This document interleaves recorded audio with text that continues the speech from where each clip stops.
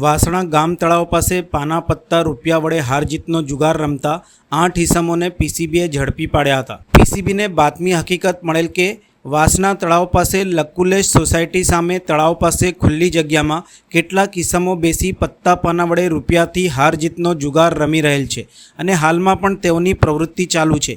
જે હકીકત આધારે માહિતીવાળી જગ્યાએ રેડ કરી જાહેરમાં પત્તા પાના રૂપિયા વડે હાર જીતનો જુગાર રમતા 8 ઇસમોને ઝડપી પાડી ગોત્રી પોલીસ મથકે જુગાર ધારા અન્વયે ગુનો રજીસ્ટર કરાવી કાયદેસરની કાર્યવાહી હાથ ધરવામાં આવી હતી।